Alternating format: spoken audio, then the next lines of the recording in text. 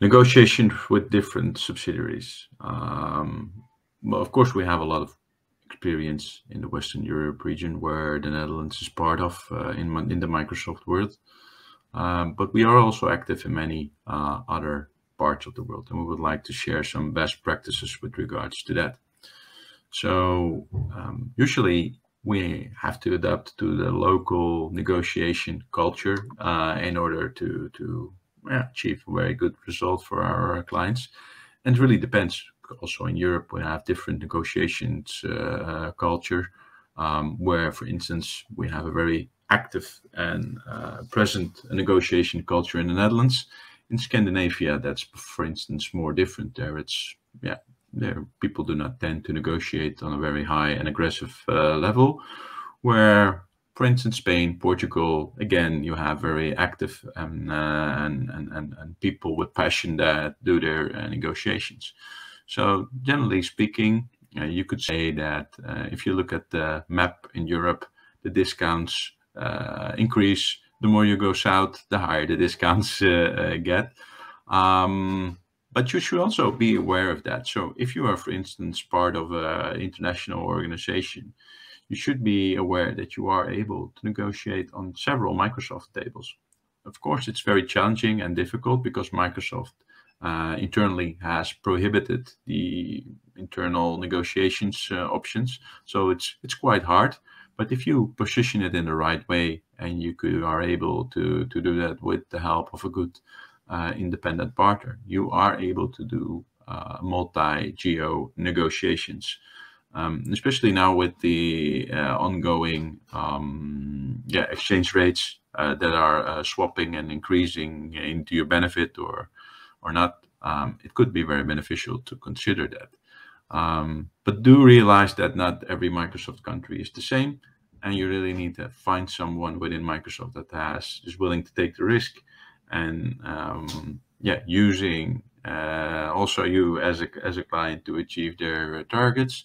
But usually, if you go to other countries, they're always willing to have a discussion with you. I'm also considering to record a specific video on this, because there are a lot of things that you need to deal with if you are doing that. You should be aware of the choices you make.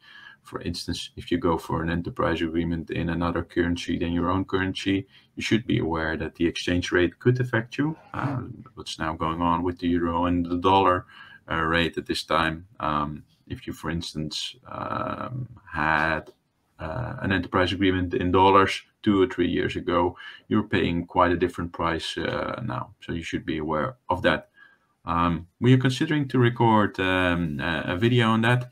If you are interested in that, please also mention that in the comments. It will motivate us to organize another session around this topic specifically.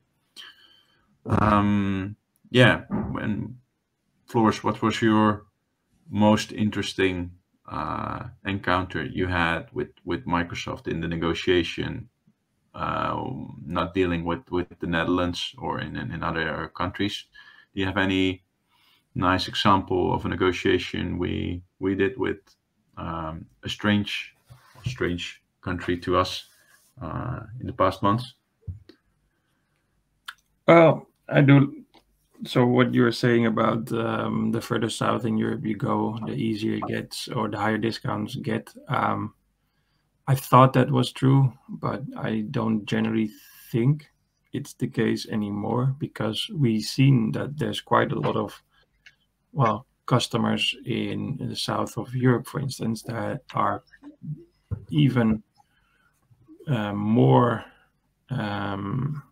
they have a level of adoption that is higher than even most companies in the Netherlands. And when Microsoft knows this, they will feel they have a stronger negotiation position. What I do think is interesting is that when you do a negotiation, for instance, we did one in Portugal, is that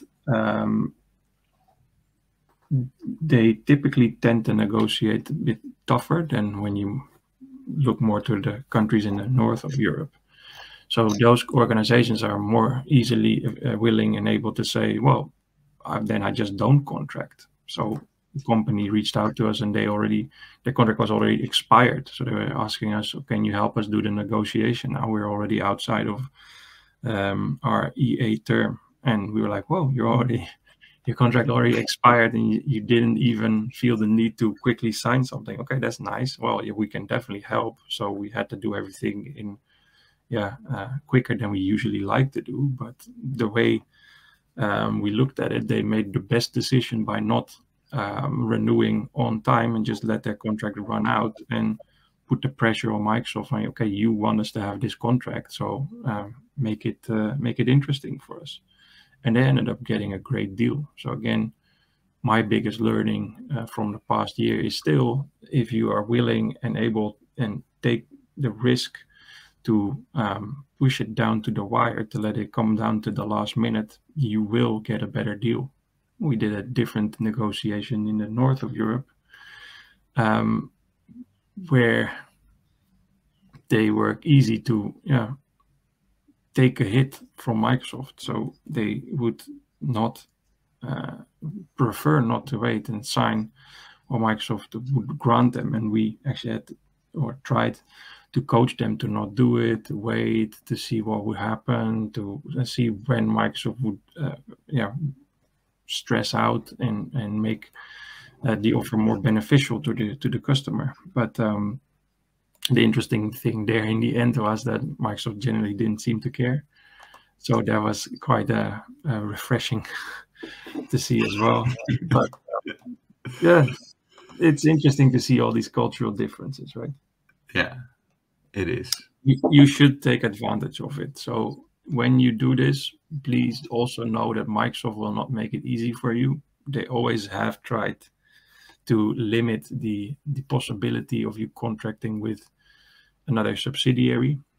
Internally, it's a big no-no for Microsoft. And if you try to poach some other subsidiaries' revenue, whereas the receiving subsidiary definitely wants to, they might be severely slapped on the wrist, so to say, if they were actually to do this. And I think there's even new processes in place internally at Microsoft to restrict this to a bare minimum. But as a Microsoft customer, you shouldn't be worried about their internal processes, and you should definitely check out your options. If you have a presence in a different country, take advantage of it, even if it's to reduce the discount in your main or local subsidiary. Yeah,